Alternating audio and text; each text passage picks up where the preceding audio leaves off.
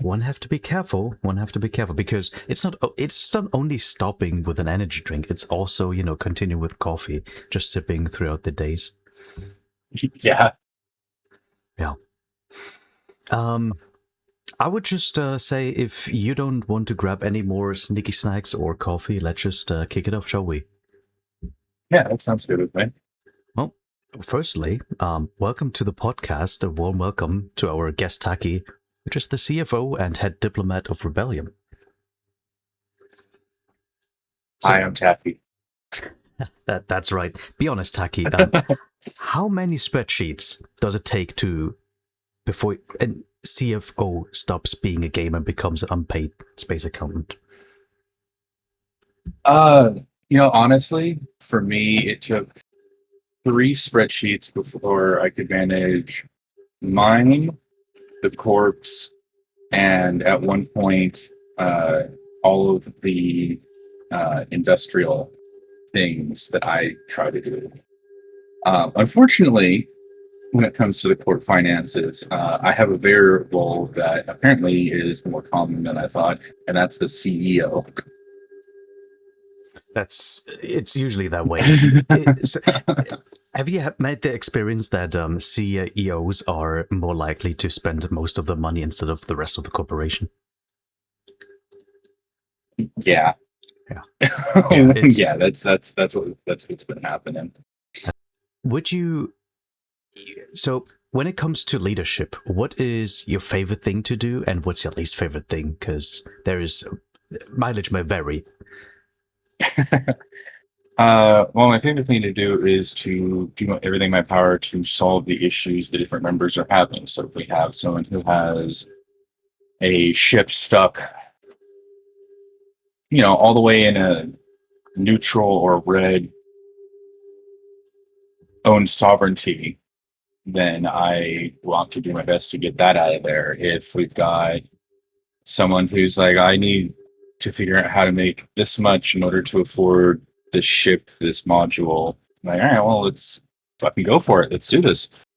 And it's a bunch of just trying to figure out how to not just give the what's needed, but to help them towards that goal so then they can learn, and now they don't have to feel like they're always asking for help when they have that help already installed in them.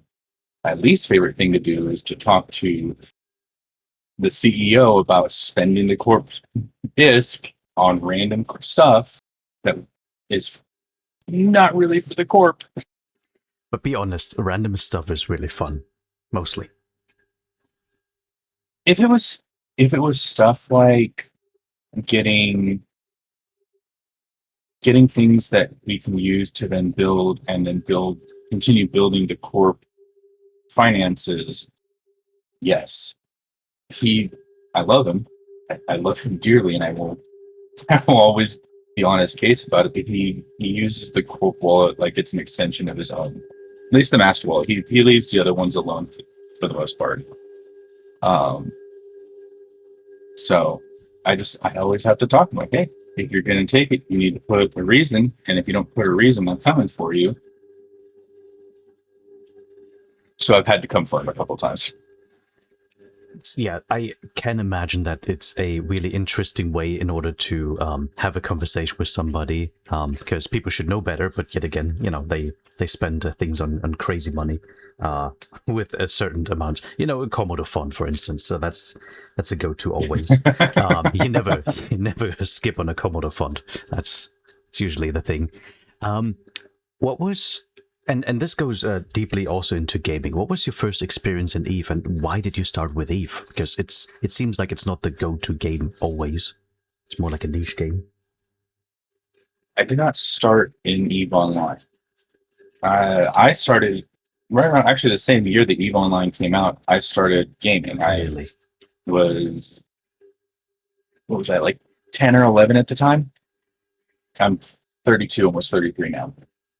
So I started with Battlefield 1942, which then turned into playing mostly the campaign through the Halo series.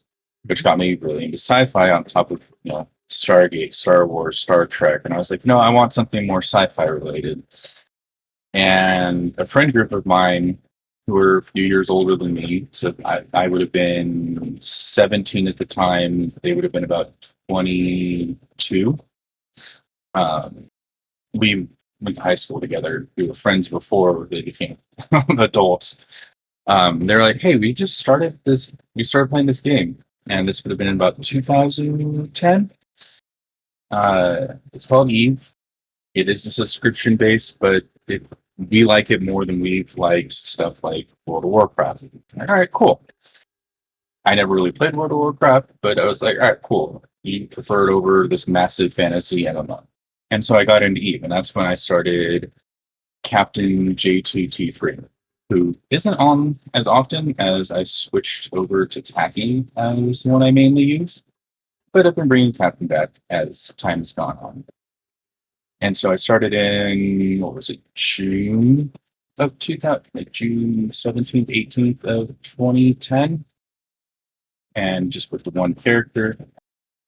And now I have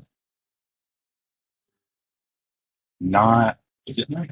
No, 10. I have 11 characters over 5 accounts. Lost a little bit of track there over the times. So I have definitely expanded what I do. Which is a good thing to do. But it is really uncommon to start a game like Eve, but coming from an MMO perspective where there's only World of Warcraft usually, Eve is very different when it comes to that. So it was your friends who are the culprits here? Oh, yeah. Hands down, it was my friends that were the culprits. But, they also started having more life outside of the game. So then I was kind of by myself. And so I've gotten into some really good groups. I've gotten into some really bad groups. Some really, really bad groups, actually. That there's some things I could say about them, but I don't want to at this point. They're no longer part of what I do in the game. That's right. So a long time I've spent mostly within my own corporation doing whatever I wanted to do. So I kind of get like my current CEO likes to pull from the I want to do this slush fund that builds from taxes. Right. Well, you have to start somewhere, and I guess managing taxes is a really paper-pushing kind of job deal. But I think it's margin, right? Like, so if you understand how taxes work in Eve, there's not only sales that goes into a corporation wallet, but also if you're ratting, you also gain some money as a corporation itself. And with that, you can then, decide what you want to spend and where that money goes to. So how is it that, what kind of economic strategy do you have during war? Is there some slight shift in the difference, or do you already have something stockpiled? Because there's a lot of differences when it comes to most corporations. The way that I stockpile resources for when we do go to wars and everything, now that we're in an Imperium alliance, is I like to do a lot of mining. And so I like to have a lot of the raw material that I can then reprocess and sell, so that way I can try and bring in more ISK, so that way I can then turn around and try and fund the different ships that people need. Overall, that's what I try to do. As for trying to keep the Corp funded on everything, it's a struggle at times, but I definitely make it. I definitely try to keep us above how much our corporate office builds are, and try and keep us as close to being able to fuel any structures we have.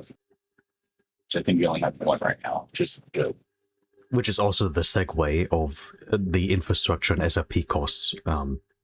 To replace things is really crucial, and that is also a really nice idea to just have your focus on a few or even just one structure in order to just keep it up. Yeah. The structure that we have isn't too bad.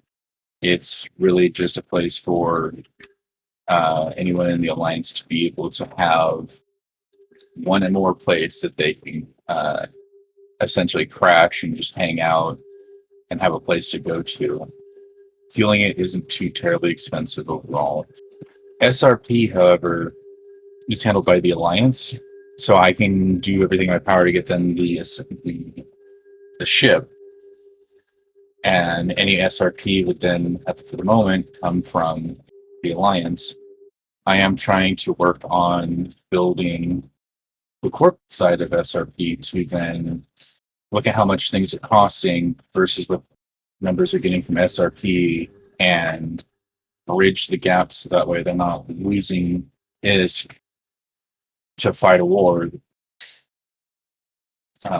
or just a home defense. Whatever they lose, they're not losing additional ISK just from fighting in that, to keep things safe, to keep expanding borders as is wanted or required by the alliance leadership, which is fine by me.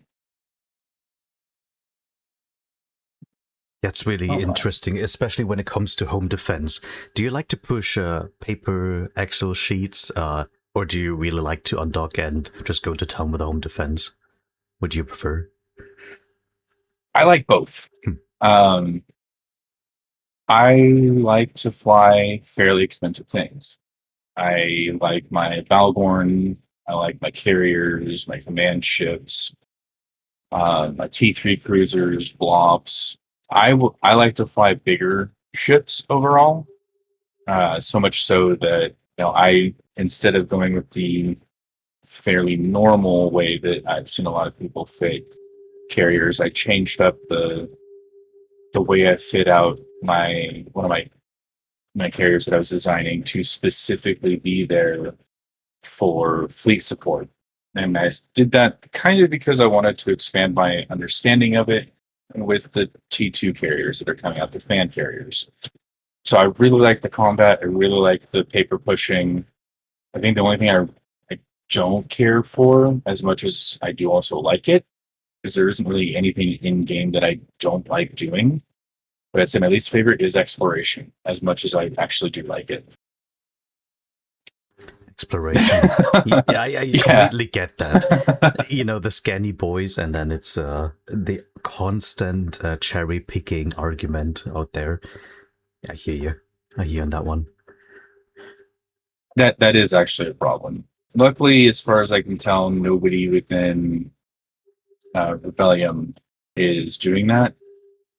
And if I were to catch wind of it, I would not be friendly towards them about it, because that shit pisses me off, especially when people do that to any of the asteroid belts, special spawns, ice belts. I hate when people do that kind of stuff. It's very fair enough. Always try to help each other out is my credo.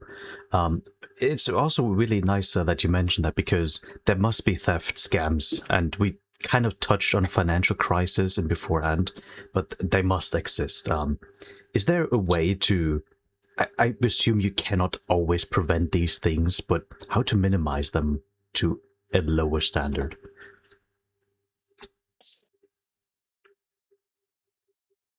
People are going to be people. And there are really good people. There are some people that are not so good.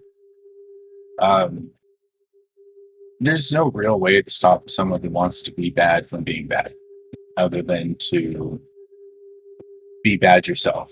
So instead of being another bad guy or bad person in general towards someone who's being bad, instead just report it. Let higher ups take care of it. I know we've had some people, and some people believe, and in some cases it is true, have what we call blue eyes in different systems that, they're looking for people who are doing activities such as mining, ratting, crab beacons, whatever it is they're doing, Oh yeah. and then reporting it to a neutral or someone lower than zero standing. And then they come in, they kill them, and then they leave.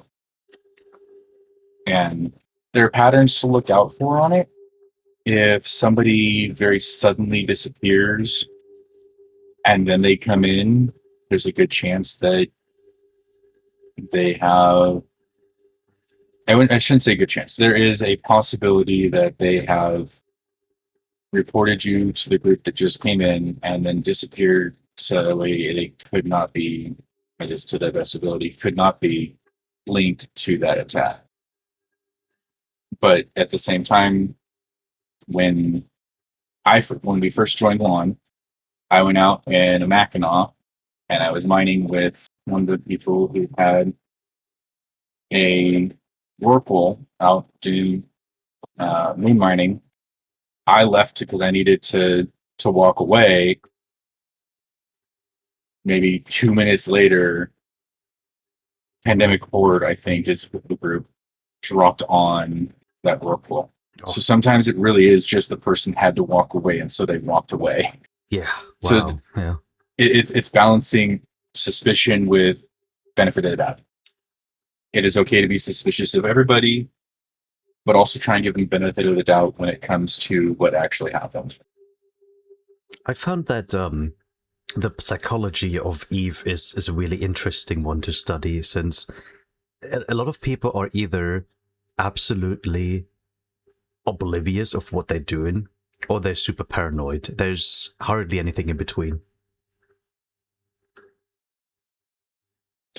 You missed one though. There's one more personality type, and I think it fits me really well. What's that? I'm going to do what I want. I'm going to play the way I want, and I'm also slightly paranoid. Like when we tried to help one of the members move one of their ships out of, I think it was the deep southwest area of space over to where we are now. Super paranoid anytime someone jumped in system while we were trying to get that move done. Even though he's dark blue, ever since the beginning of time, and it's like, oh, it's Asher. Yeah, he's definitely a suspect. Yep, that's right. Mm-hmm. Must have been. Yeah, I get that. And okay, so this is really interesting also you mentioned that, because do we want to speak about the hypernet and things you've did or your dog did to you?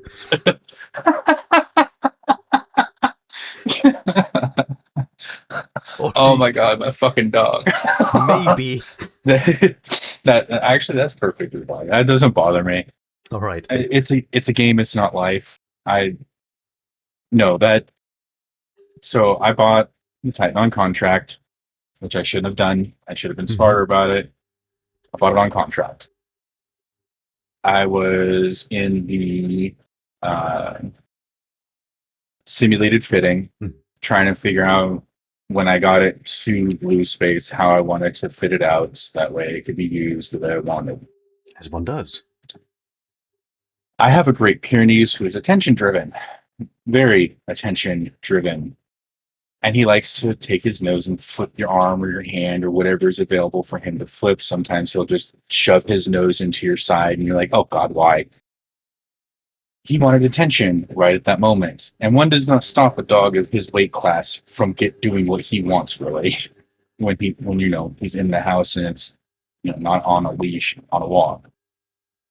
Oh yeah. He flipped my elbow, which in turn moved my mouse as I was going to click and drag a module to simulate the fitting. I've since learned that I need to keep the simulated fitting over where the undock button is in case he does it again. But I hadn't at the time because he had never really had that effect. Usually if he's done anything that's disrupted what I'm doing, it's usually in the middle of a fleet fight, and now I didn't activate the module when I wanted to, versus, oh, you just undocked something from somewhere you can't redock. Yeah. So Snuff was waiting for me. Very obviously, Snuff was waiting for me. They're the ones that killed me.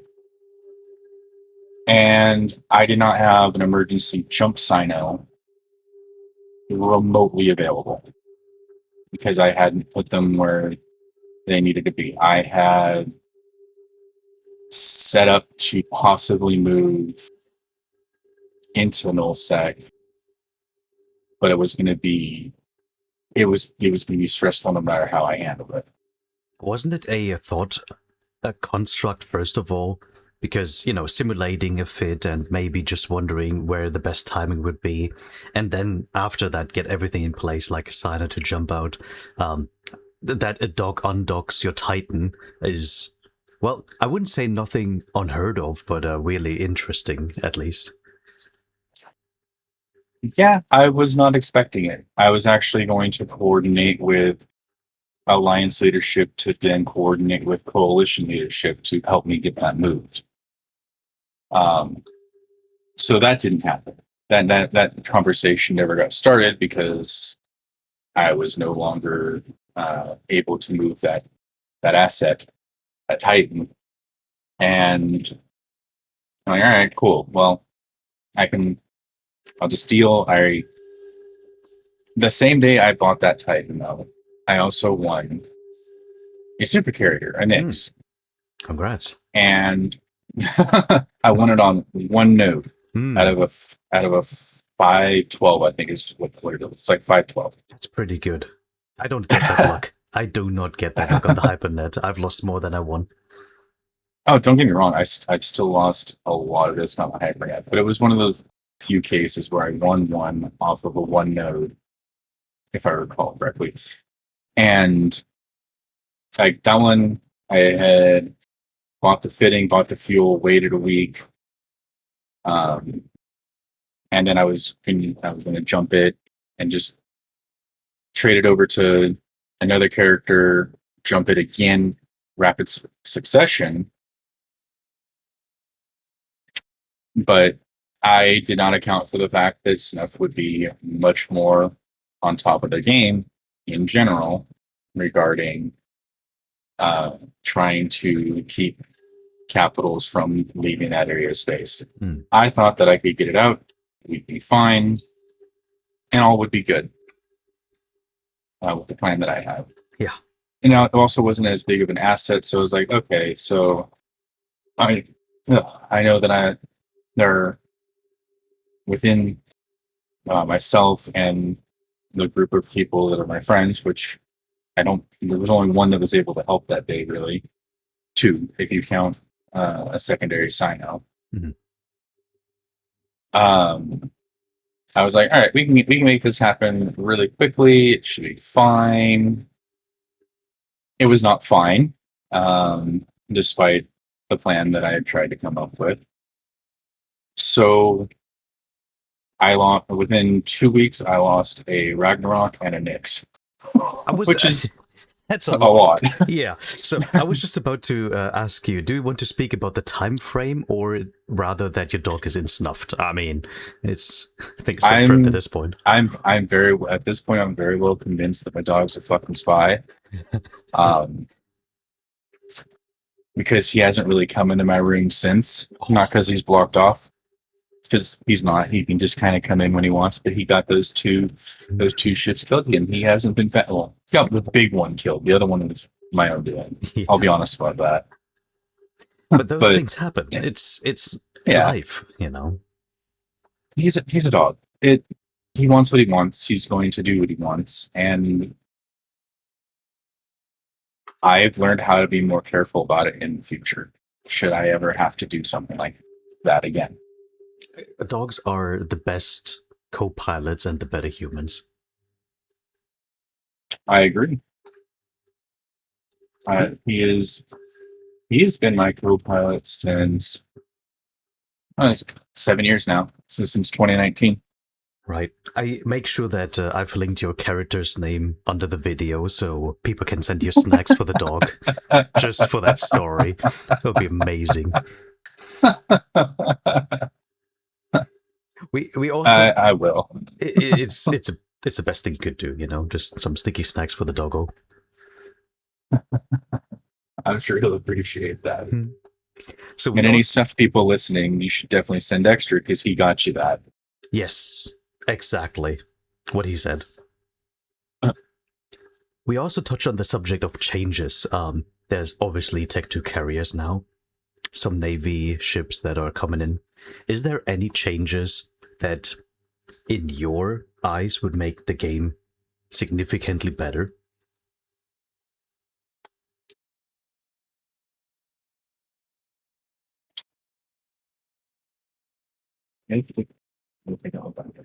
I I like where they're taking this essentially next generation of carriers.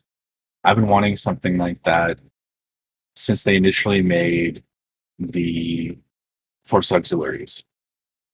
I figured I looked at it and went, well, if you're gonna have Force Auxiliaries, why don't we have command carriers? I never really put that out there, but I thought it would be a really good idea because carriers got sidelined the moment that Force Auxiliaries became a thing.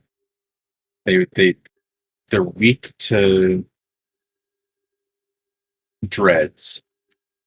They regular carriers have a lot of damage potential, but you can also almost get that exact same potential out of Marauders. They're essentially really expensive, jump capable Marauders Yeah, that's right. You're not wrong. that you don't have to worry about ammunition or gunnery skills for. So bringing them into a more futuristic modern variant of the command carriers, I think is a great idea. I've already got plans on how I want to. I've got plans, and I've got Tacky currently training into being able to get this command carrier skill and be able to pilot them. She has my best fleet support skills, because the only thing she's really missing from that is the expedition and mining command skills. All of the rest of them are at 5.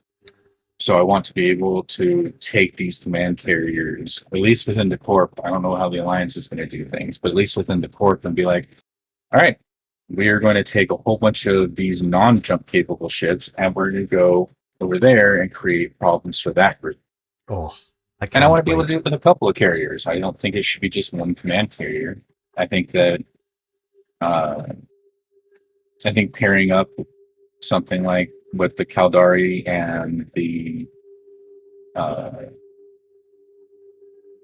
Minmatar, I think pairing something like that up with 2 carriers that can conduit jump a, a bunch of sub-capital ships with them to go and start a fight or support an alliance member that is under attack. I think something like that is absolutely perfect. And then to put maybe 3 or 4 force auxiliaries that then follow in suit.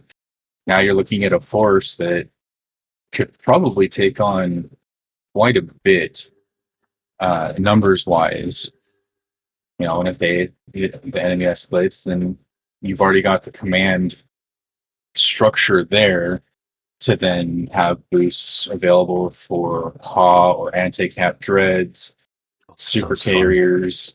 Like it makes escalations on both sides both more risky and probably a lot more fun, especially for people like me who like to do things like Logi. So I've got a couple of characters training for faxes. I like to do command shifts, so got that covered. And then, I like my capital ships. Those are the most fun for me, even though they have some of the highest risk of getting caught and killed. They're one of my favorite things to mess around with. It's also the highest rewards at the same time. It can be. It can also be a large risk just to even have one. I know that I'm on quite a few lists for both Titan and super pilots. So, you know, I'm pretty sure it's that's on a a thing. list. You know, it's But okay, I'm on a list. That doesn't get them anything because I don't have one now. that's right. You used to have one, but you know, dog pets. And, Oh yeah, yeah. for all the dogs out there listening, it's definitely a thing.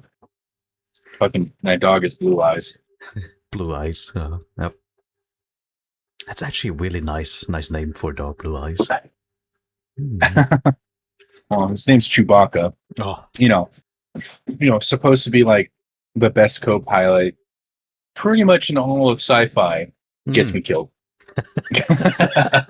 That's actually really nice. Just imagine that, you know, Chewbacca gets you killed. Uh, you can't make this up. That's just too great. When it was your early corporation times, how did you start it out? And could you elaborate on the rise of leadership? Because it seems to be that you're playing this game for a long time. But what made you interested in becoming to fit into the position that you're in currently? I told when Frippy first made Rebellion, I told him, yeah, I don't have a problem helping you. I'll run the finances for you and do everything in my power to also assist on industry. Um, and so he's like, all right, cool. And so the first character I had in here, I've since biomassed because I didn't like how I'd done his skills and he didn't have enough to pull them out. So it's like, well, I need the space for something else. And so I did that. Um, so he got biomassed. So before I did that though, I brought Tacky over from Federation Frontline, who is part of the Alliance now. And I still talk to their second in command on a regular basis. I've he's a real life friend of mine. Nice. And when I told him what I was doing, he's like, I think that would be a good fit for you because you're not doing much in faction warfare. And I was like, yeah, no, the faction warfare stuff, it's fun to fight, but at the same time, it's not something you can really do solo. I can come out to nullsec because that was Turkey's plan originally anyway, is to come out to nullsec. And I can do a lot more here than I can in faction warfare space. Leverage is big, And yeah. yeah. I'm also not very experienced with faction warfare, despite having been in Federation Frontline for I think almost 3 years.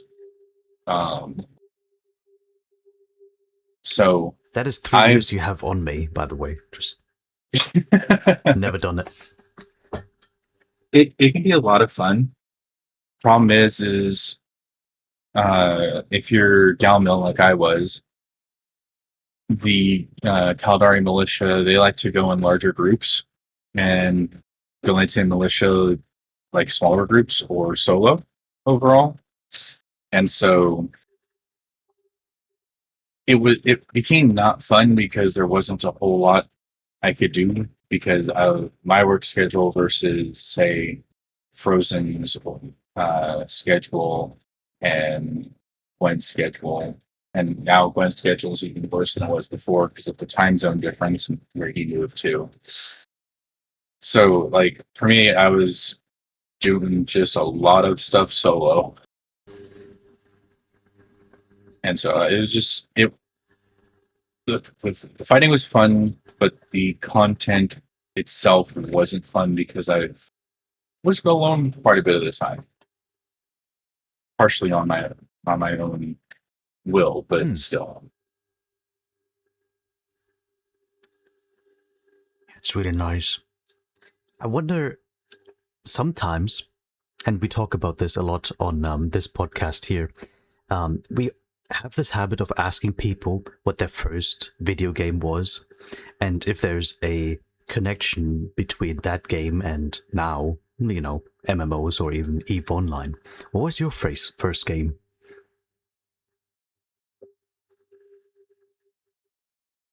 First ever game? First ever space game. No, first ever game. What was your first ever game? No matter the console, no matter the PC. Based upon what I remember, It was Mech Warrior 2. Oh, classic one. And that's because my dad was into it. And so I was like, oh, that looks interesting. I want to try it. And so I did. I ended up really liking it. Played Mech Warrior 3, Mech Warrior 4 as they came out. And Mech Warrior 3 came out. And it was probably a year or two before I played that one. Because my dad was playing it a lot. Then I do believe it was also in a sign of the time. It was late 90s, early 2000s. MechWarrior games are big. they've gotten big again. Yeah, I've heard a lot of people are playing them these days.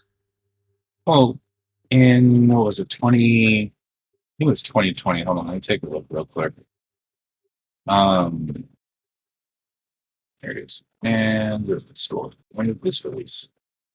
Okay, so in May of 2021, MechWarrior 5 came out. So it's the fifth of the series. That means they are huge successful with whatever they do. Well, it was about 15, 20 years between 4 and 5. 4 did not get the fan base excited the way that they had hoped, I believe. And so when so they didn't originally go for a 5th one.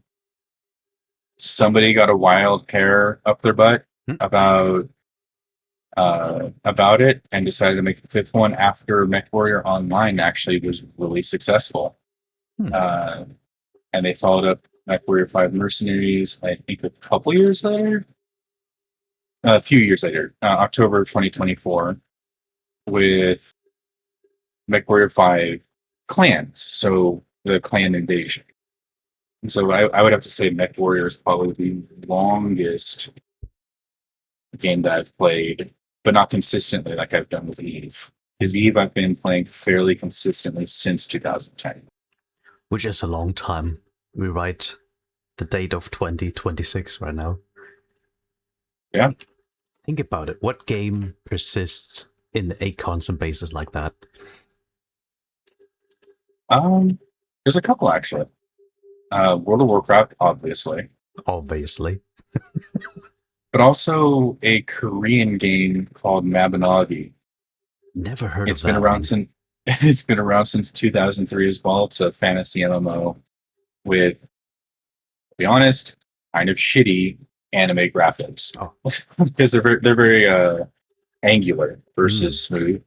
So I shouldn't say they're shitty. They're just the engine itself hasn't been updated or upgraded since the game came out, really. That's crazy. And so, well, but it's a lot of fun. You have the same ability to craft and do what you want in Eve, but in a fantasy setting.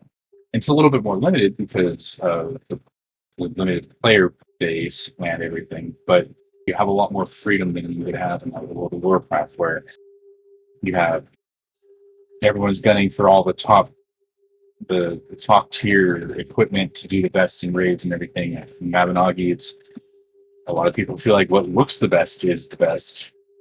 Oh, really? There's other people who don't care about what it looks like as long as it is the upgrades on it are the best for what they're doing. So like it's a really cool MMO actually. I like it a lot.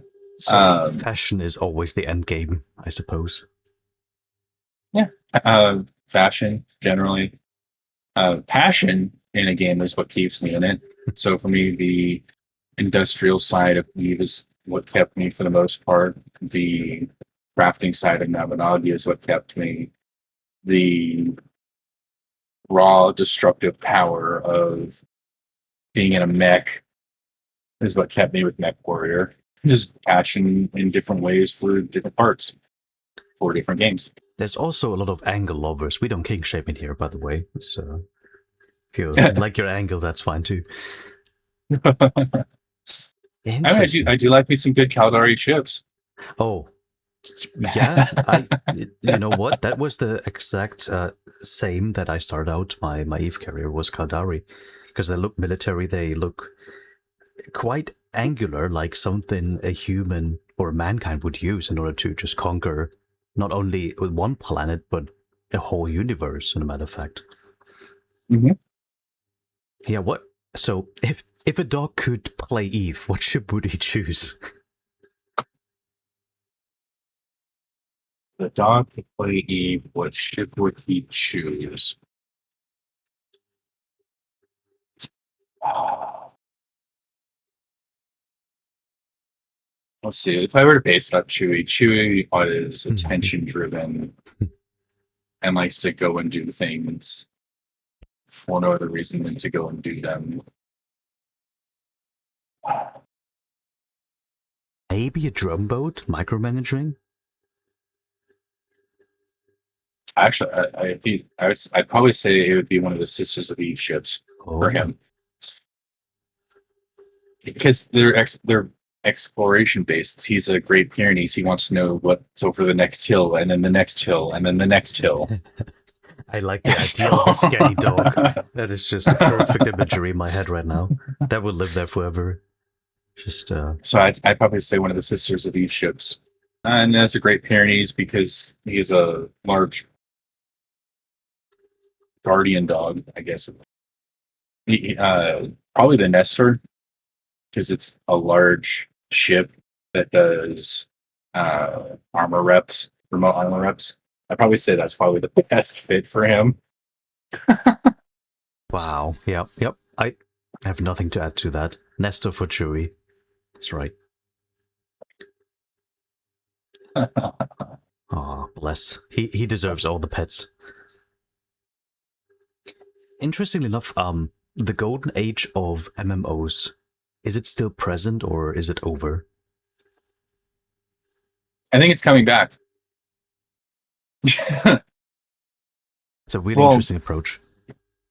I think that the love for MMOs dropped off with the introduction of the larger battle royales, starting with PUBG, then Fortnite, and other games that followed along with that battle royale style. I think people are maybe looking at battle royales going, this is the same thing over and over, which isn't much different for MMOs, but MMOs are a lot more social, in my opinion. Right. And I think that social aspect is coming back, and that's what's bringing people back into it. It's interesting when it comes down to social interactions. We all have, well, most of us have a slate of glass in our pockets that can connect people throughout, no matter what day it is, no matter what time it is. It doesn't even matter where you're currently present. You can just communicate with somebody. In a matter of fact, that we can communicate over a computer, over continents in a, I would say, decent quality is insane to me. This is the future. We live in a really future-esque way. But I do also believe that social media is not that social. It kind of has a disconnect in between, oh, I really want to have friends, quote unquote, and it just ends in having like 300 people that you barely know. So to just segue, it is really nice to have like a game where you can meet people, make new friends, interact with different types of people because personalities are a thing after all.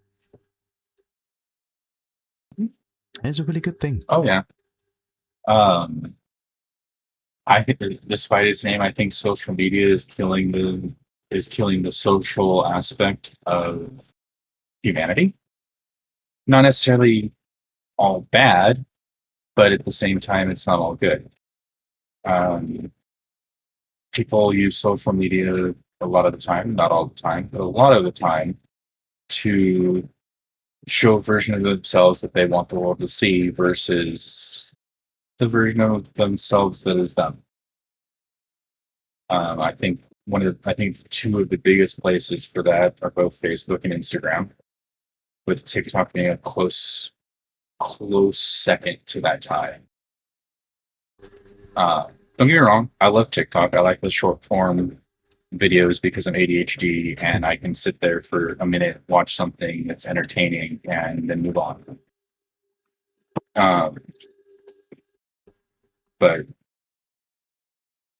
I don't like that. The moment I get sucked into scrolling through my Facebook to kind of catch up on all my friends' lives and everything, I notice an actual shift in how I'm feeling, and I don't like it. And I don't like that that's what it's become. Yeah. So I don't actively participate in that anymore. I don't post. I don't do anything like that. If I'm going to be social, you can find me on Discord because there's no like this post or uh, anything like that. It's also really interesting for me, and I would assume the rest of the culture of social media, because what I recognized is that people are posting only the good things about themselves, and never the rainy days, which I understand why they do it, but it gives a false perspective of the lives of everybody around you and makes you really question, is your life good enough?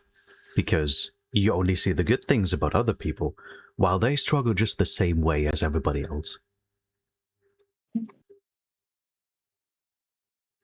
I generally try to assume that when people are showing almost perfection on social media, that there's probably something else going on behind the scenes that makes them feel that they need to. That's right. And so anytime I see something that a lot of people go, wow, they're just really blissful, I go, okay, what else is happening behind the scenes that makes them feel they need to do this? Are they okay? Is their life doing is what they're doing in life what they're wanting to do? Is everything going well? And if it's one of my friends that are doing something like that, I'll reach out to them like, hey, you good? So, but I don't reach out through that social media platform. For the most part, I have their numbers, and so I still text. I'm old enough. I still text and use my phone to call. And text is a really valid point. We have this conversation on and off. I do believe that technology peaked at one point, and we gone too far. Actually, I really like a camera just to have a snapshot, a frame in a digital format, which you can just later look back on and say, "Oh yeah, that was a great moment." But do we need to film every single second in our lives? Like, I don't know if you've seen, but maybe it's also a hoax, and get your tinfoil hat out there. But I do believe that Apple patented a earbud which have a camera for their AI. So now they can have a scan of 180 to see what's in your fridge, and maybe you can ask the AI, "Oh, what can I cook with it?" But it also intrudes the privacy of so many other people getting filmed on a constant basis. That's wild to me. I can both see that. I can see that as both something that very well could have happened because it's Apple, and something that would be almost impossible to get anyone to actually use. Because I know the Meta glasses. At least I think it's through Meta. I know the Google. I know that Google also had. They had like Google Glass or something like that. There've been these companies that have attempted to do stuff like that, and so far except for the glasses, I think they've all pretty much flopped so far. Yeah. And don't get me wrong, those glasses are an interesting idea, something that if you work in a job position that has higher risk than normal jobs for injury or anything like that, I think that's not a bad idea to have something like that isn't AI powered. I think that it should just be a conscious turn on, turn off type thing, the way that body cams work. That would be nice, yeah. But I don't know if I don't know if an earbud's really something that they could sell on that. It'd be an interesting. I would love to see that. I think it'd be an interesting concept at least. Well, it was really interesting for me because not only you have your phone and it's either out in your hand, facing your own face, or just your feet or the floor. Then you have the Apple Watch. I don't even know if it comes with a camera, but it would make sense from a standpoint of field of view because your ears are closer to your eyes than your smartphone will ever be. And having two of them on the sides of your head that has a surrounding of 180 degrees is insanely good. And so you not only have like the AI that learns with just people typing in whatever questions that need to be answered, but now you have a picture input on a second basis of how many Apple users, earbud users out there. It is quite interesting.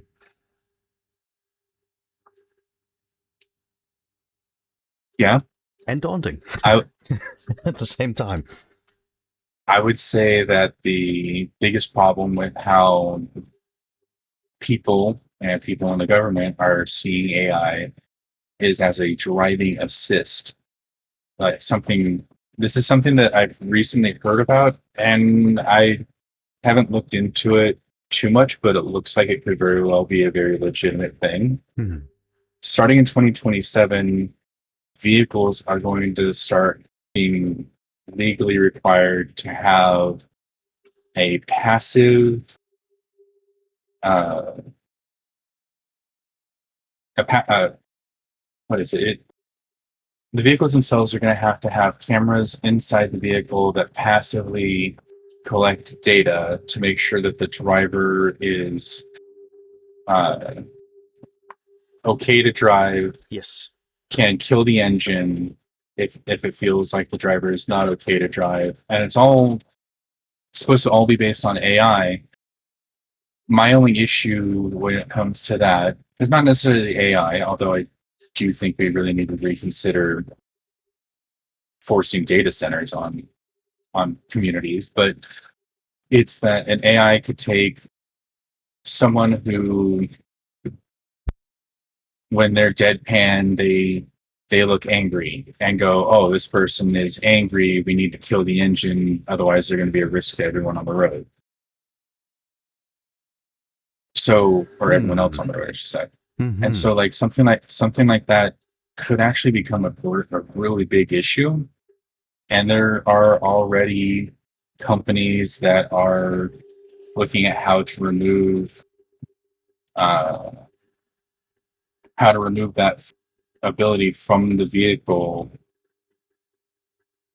And I don't know how successful they're going to be. The other issue I have with it is now it's going to they're also going to monitor the vehicle and the driver to get the driving data to send to insurance companies. Yes, or at least that's the fear about it. We are not too far away. I tell you this much. I bought a new car a year ago, and they just come with all the bells and whistles. The only thing that I opt out of is the electrical car, because I don't know if you've seen some of the cars that are developed in the east of the world. There was one developer that can shoot out their battery in case of a fire. Well, now you have like a battery on fire being launched from your car, and now imagine having all the rest of the cars just being electric. That's just, I can see so many things being wrong with this. But this car that I bought is really interesting because of a couple of things. In the fall time, sometimes the sensor will be covered by sometimes just a leaf, and it has an emergency brake because it thinks that there's an object in front of you. Really problematic because you have people driving behind you. And what I've noticed in early summer times, which is basically right now where this recording takes place, is that you have to sometimes squint your eyes to see against the sun. And not only that they have a camera for telling you how quick you can go with your car because it picks up the street signs, but they also have a camera detecting if you're tired. So now the car says to me, "Oh, you have your eyes closed. therefore you must be tired. Therefore, I cannot drive as fast as I like to on a land strip. Super problematic, and I don't like the way this thing controls me. I like to drive my car. I like to be in control of the car. It's not happening. We're far beyond that. Yeah. So I'm an automotive technician, IRL.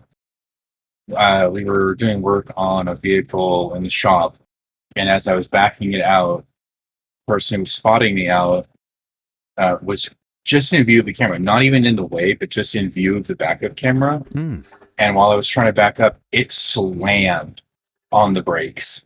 perfect. Yep. And I went from doing about 5 miles an hour to 0 in less than half a foot. The tires actually locked up and slid on the shop floor as I was backing it out.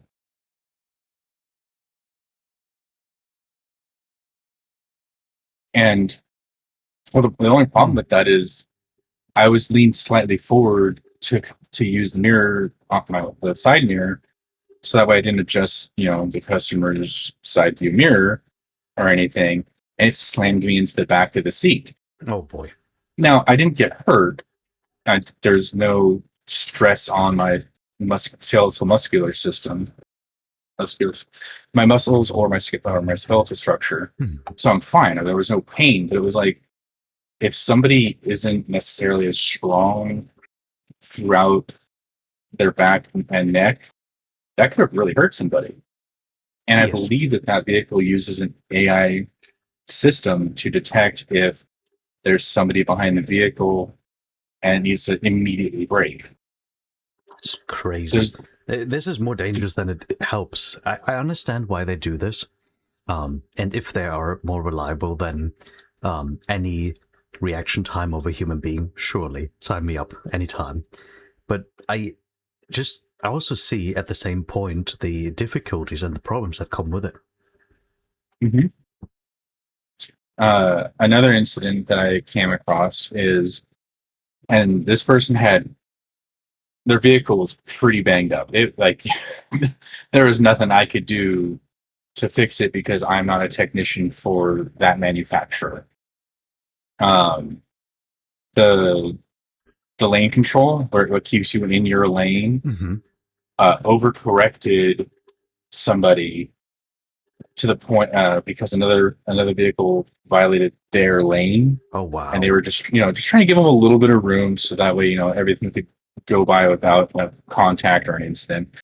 It overcorrected them into up and over a curb and into somebody's yard. No way. Completely destroying the front passenger side suspension. Royally screwed up that wheel. Like I put it on the balancer and I have never seen that much movement from a wheel before. And I've been doing this for almost 2.5 years now. I've seen some bent and warped rims. This thing was absolutely destroyed. So, with this being said, I hope the driver is okay and he didn't, injured himself. Oh, absolutely terrified of their vehicle, but of course they're fine. Okay, yeah, that's good to know. Who is? Well, I wouldn't say at fault here, but who's going to pay for the replacement of the car, because it was definitely not the driver. I'm not an insurance adjuster. I don't look at insurance claims. I look at the damage and go, this is what I think is broken. Yeah. And you should take it to, the dealership of the manufacturer where you got this, whether it's a manufacturer dealership or a private dealership where they sell multiple manufacturers' vehicles. Right. Or because in this there's case, just straight into the garbage. Yeah. I think that the damage was repairable. Okay. Because it was just the suspension. I didn't see any twisting or bending of the frame. It looked like it was just, the lower control arm hit the curb, the wheel got warped, and maybe the bearings took some damage. but it wasn't making any weird noises, so I don't know. But it was not it's not a pretty sight looking under there. But there were no fluids leaking or anything, so That's a good thing. I can only assume that it was just metal being bent versus, electronic or tube damage for any of the fluids throughout the vehicle. I really wonder if you are held accountable for what your car did to not only yourself but also the surrounding. While you are owner of that car, you have ownership of that thing. In the U.S., yes. Now you can make an argument in court, or which is where it would have to happen realistically here. You can make an argument in court, in court about your vehicle being what actually did the reaction. So that's another concern. If you have somebody like me who I drive a 2008 Tacoma, like the only real electronics on there are my lights, my radio, my horn. Oh yeah. And the computer that controls the TPMS and how much different things are using throughout. So if somebody who is driving something like that is behind a vehicle that has that AI assisted possible kill switch, which I think it is going to end up being a kill switch type thing on that vehicle, and I don't know. I'm a motorcyclist, so I'm always paying attention to everything around me as it is. But if they're just driving, they're in their head thinking subconscious is what's essentially driving, and they don't notice that in time. Now you're looking at a possible multi-car collision on the interstate over here. So if they're going to have something like a kill switch, they also need to have that same system be able to use kind of like Tesla's full self-driving, where it instead of just immediately killing the engine, and slowing down and stopping right there, instead of doing that, it goes, okay, driver is not in driving capacity, move one lane over, then the next, get to the side, turn on hazards, shut down. If it doesn't do something like that, you're looking at massive collisions possibly. Yeah, I remember. Especially at night. Oh yeah. Nighttime is really dangerous for those vehicles. I remember when there was the first Tesla cars coming out and the first cars just pummeling against a truck because they were just white loading space, and it thought it was like an open sky. Let's go, pedal to the metal. It's horrid. Yeah, I really hope that AI would just support us in a way of doing more good than evil. But it also highly depends on the mankind, I would say. So it's every group of people there's good and there's bad, and something in between sometimes. Yeah, I do not care for Tesla's vehicles. I really like their concept. I don't think they were executed well, and that actually really does include the Cybertruck. I think it was an amazing concept, executed absolutely terribly. Yeah, well, it is a really good marketing strategy to have a Cybertruck because it looks like the future. That boulder thing didn't look really good on paper. That's interesting. But the full self-driving system that they have, whether it was them themselves or with another company that they developed, I think that is a really good thing. I will say this though, on my way to work, I saw somebody in a Cybertruck on their phone using full self-driving, and I got a little heated because why the hell are you doing that? Your full self-driving is not a take your hands off and let the vehicle do whatever it wants. It's you don't have to concentrate specifically on driving. You can kind of look around a little bit more. You can pay more attention to your surroundings. You can let the vehicle make more of the decisions, but you're still the one in control of your vehicle. And this guy was just looking at his phone. That is the So, worst, and I'm really at the same page with you. And I see this from a really simple standpoint of how much do you move forward while you look down type of deal. Depending on the speed, and everybody can do the calculation at home, depending on the speed and the amount of time you look down, you move X amount of meters, or hopefully not miles, but you know what I mean. It is insane. And there is only one place for a phone while you're behind the wheel, and it's offline, preferably in airplane mode, so no distraction there. I fully admit that, like, I don't have a Bluetooth radio in my truck. I have a Bluetooth speaker. So, like, I'll set it up, I'll start the music, and then I have this little holder thing right by the steering wheel, and I just shove it in there. So it's not an airplane mode or anything. Yeah. No, just music. I don't even use GPS. For the most part, I can look at where I'm trying to go and use the road signs to get there. Yeah. Oh, wow. You are one of the few still left out there that are actually able to do that. People will find you impressive in at least 5 years with just that skill. It's pretty good. You should keep that, dear. That is really, really good, man. I was growing up with my dad just having a big ass map that he just gave to my mom and said, "Look, we need to go there. Help." That's my GPS. Yes, that's what I grew up with as well.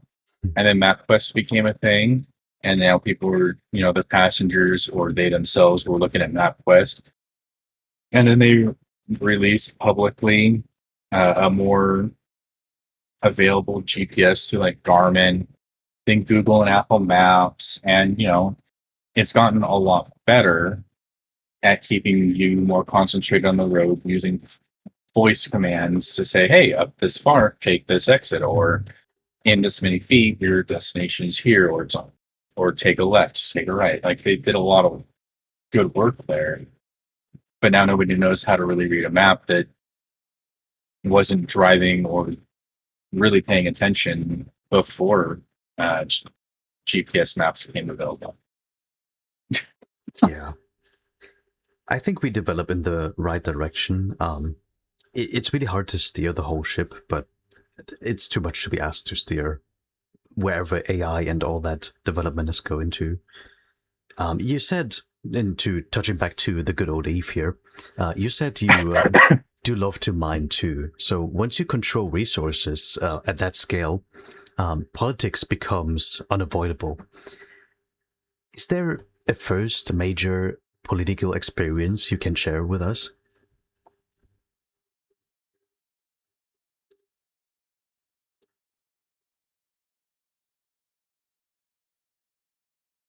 I would say, while I was a fleet commander with Space Monkeys back with it when Imperium was CFC and not Imperium, there were incidences where, well, actually not incidences, just a string of incidents that my alliance leadership caused with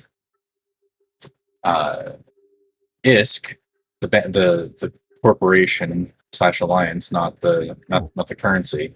Never heard of them. That Must say. the ISK Wars, World War B. Oh, that was right when I stopped playing because of the pandemic, the Great Plague. Yeah.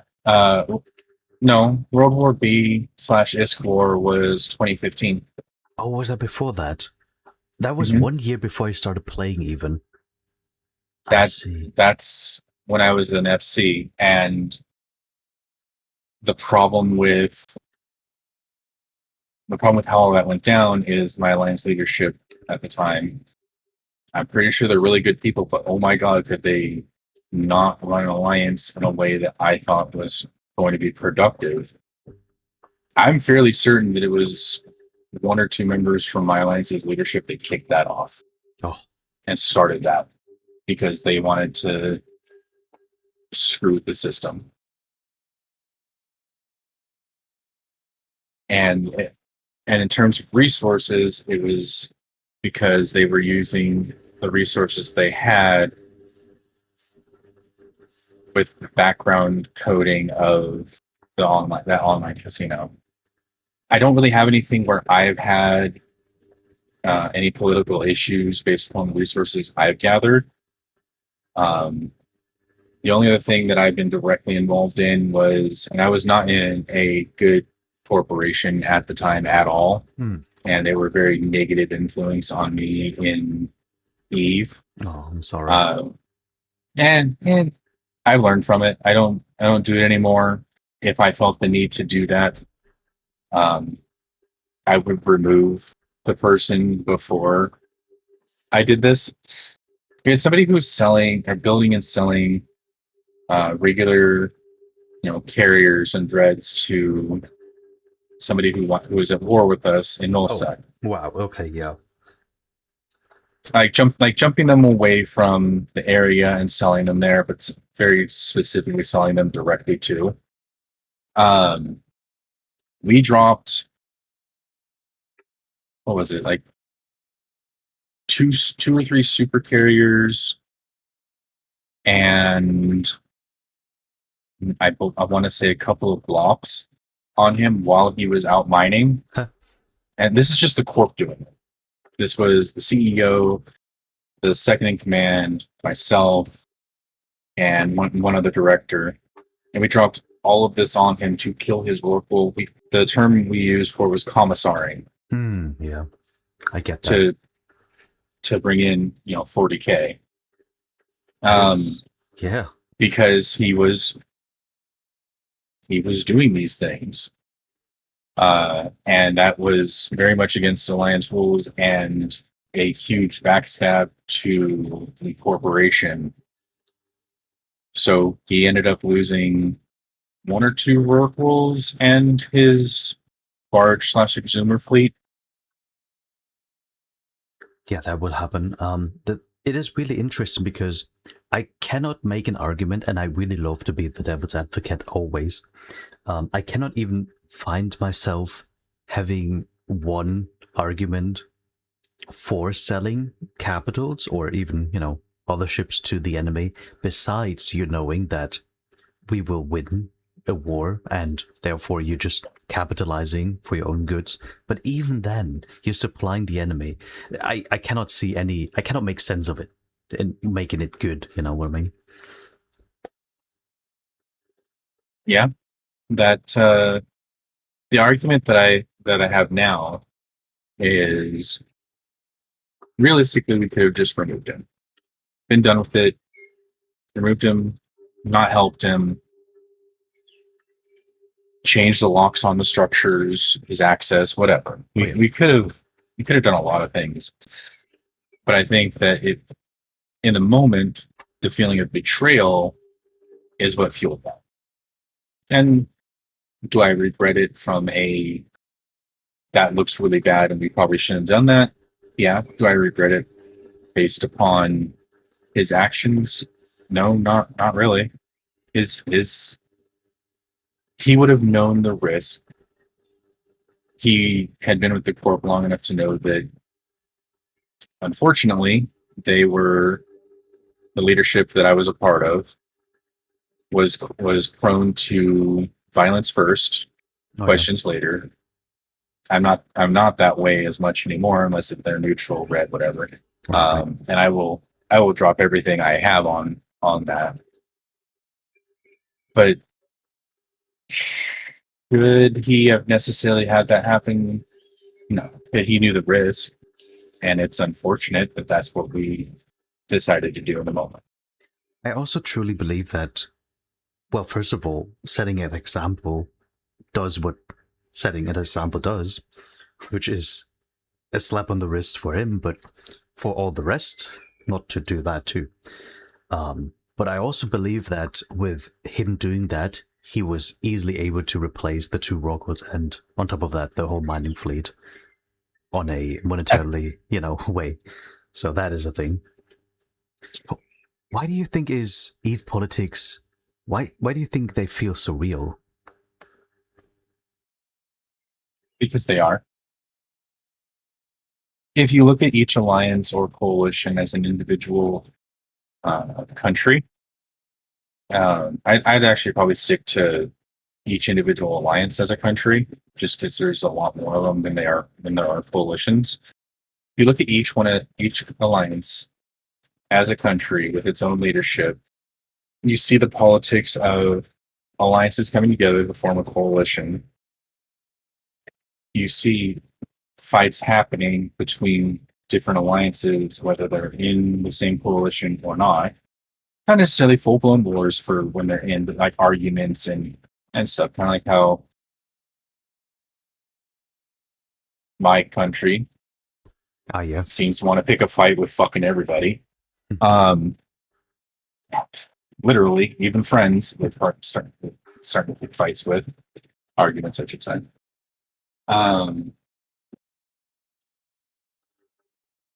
So, I mean, it's because it is real. The same things that happen in real life in terms of politics happen in EVE. We have the benefit of, even if we go to war with each other, the worst that happens is some bruised egos, hurt feelings, and loss of ships. So we're more likely to start those fights and actually make them fights versus trying to resolve them diplomatically, so that way there's no loss of life. The one way of looking at it in EVE, and I can't remember which of the EVE books it was in, but one of the characters observed the Capsuleers, or us, as war meaning very little to them, because they just come back when their ship dies and their pod is torn into. But I want to say they said like 2,000 or so crew members on like a Megathron. Oh yeah, mean nothing to the Capsuleers. And honestly, with the way we fight wars sometimes, it is exactly as that.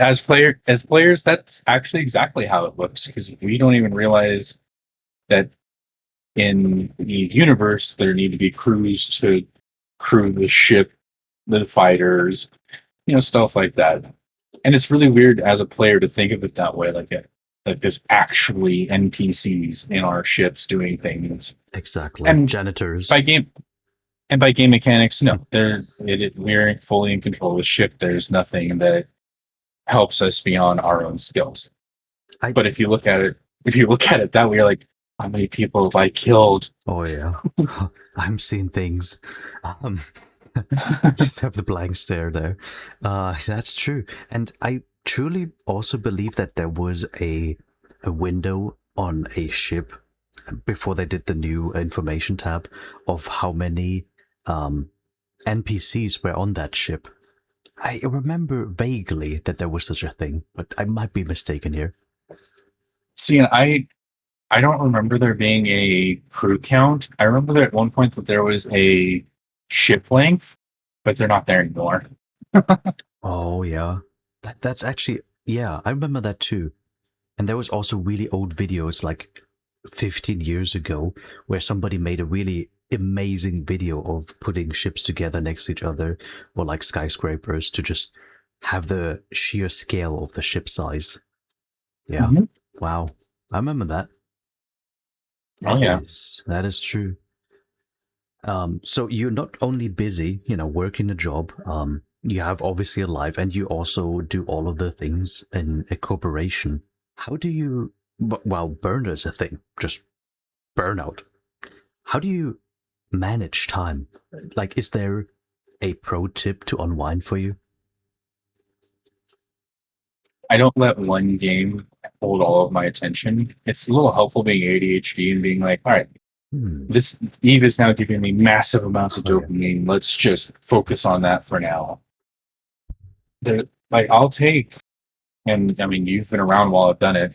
Yeah, in fact, you joined while I was in the middle of one. Where I'll be gone for 2 months. Like, I'll still come in, check in with everyone, make sure everything is okay. But I'm playing games like Car Mechanic Sim 21 or Farm Sim 22, watching Fire Country, which is a show that I recently started, or I do other things when Eve is not giving me a focusing amount of dopamine for it. So that way I'm not going, no, I have to focus on this, and burning myself out. Because I have done that with a couple of games.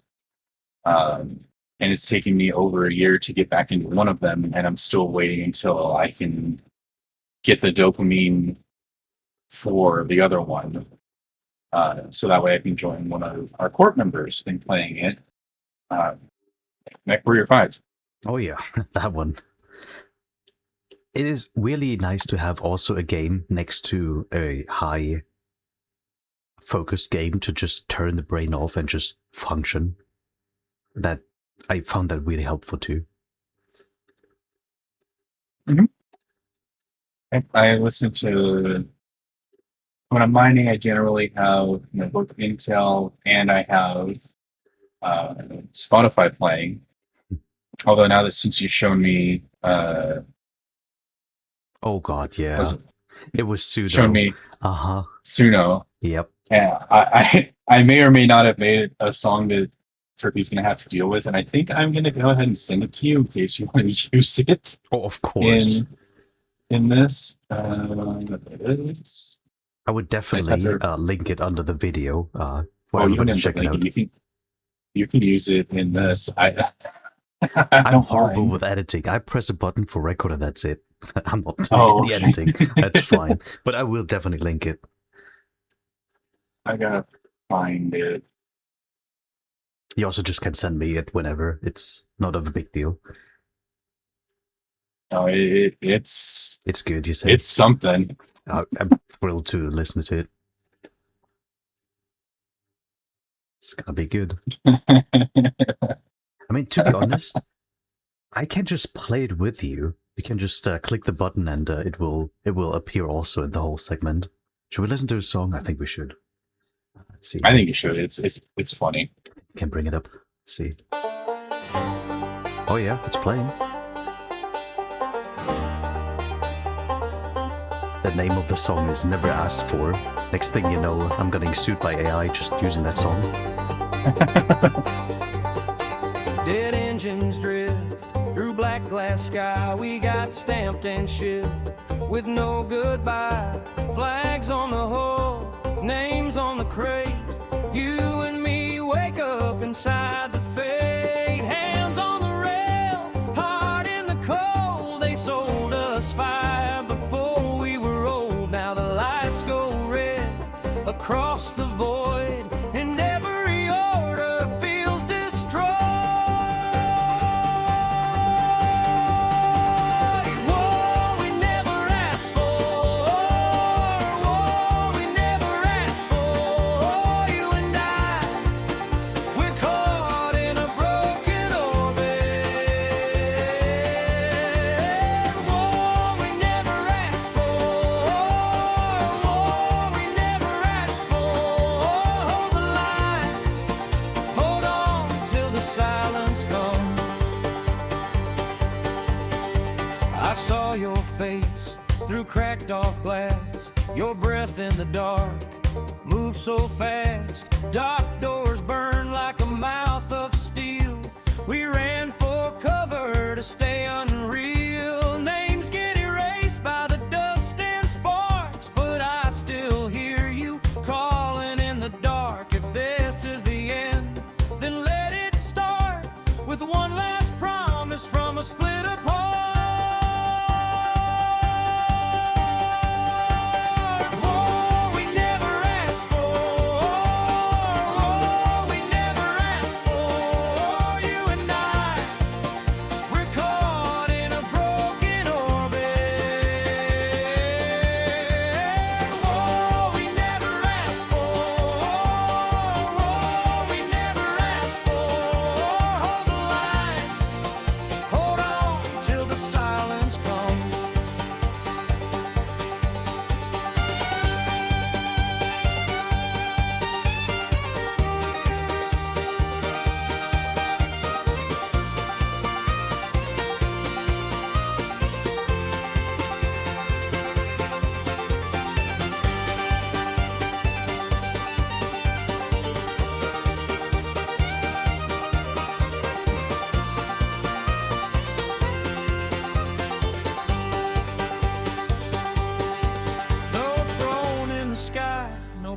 lies in the grave, just scared little hands that somebody save. If they want our souls, they can come take mine.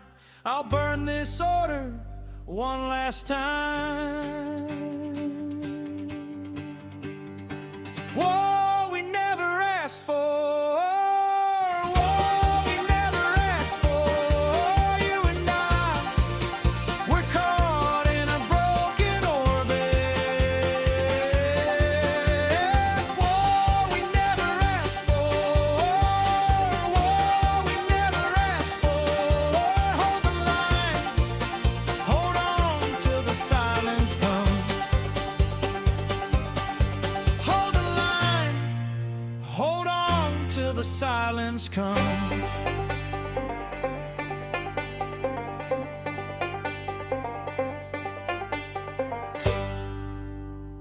Man, I love the banjo.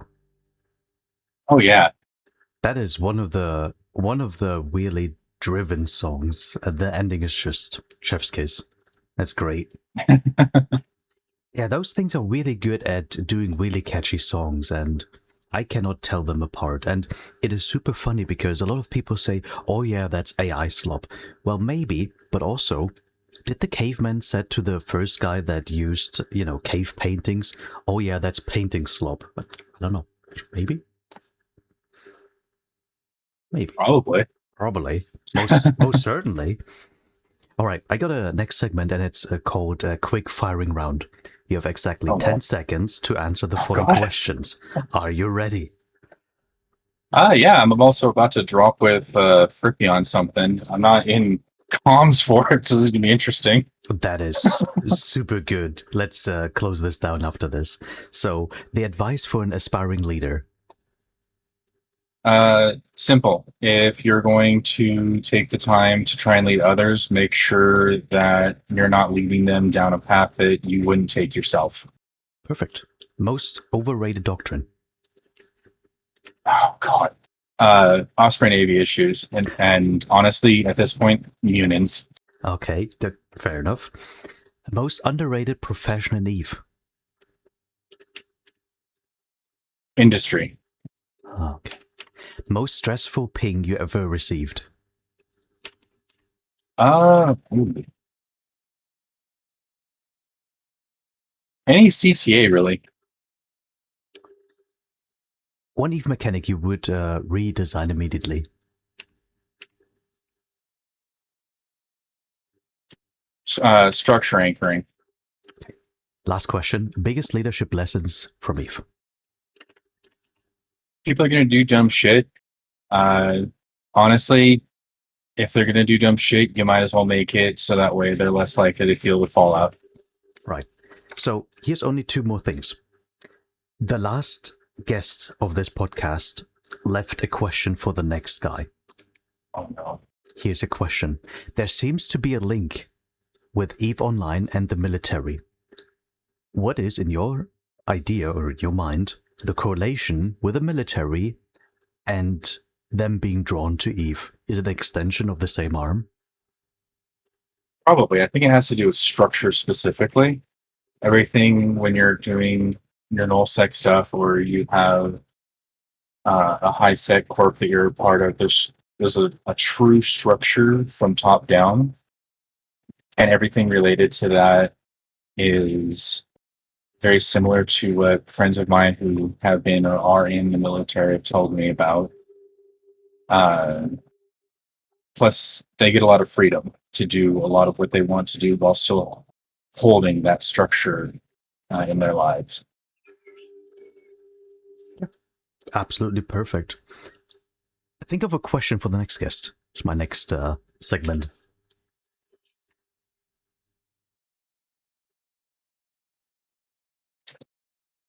If you could put any decoration on or in your ship that you could see, what would it be and what ship would it be in? Oh, that is really nice. That I will give that to the next person. That's really great. So how can people find you as a corporation, as, can they just apply? Is applications open? Do you want to have a shameless plug? Because now's the time. We will we accept applications. It's a application by application type status. Realistically, one of the best ways to get in with us is probably just to talk to myself or Frippy and possibly even Nahu.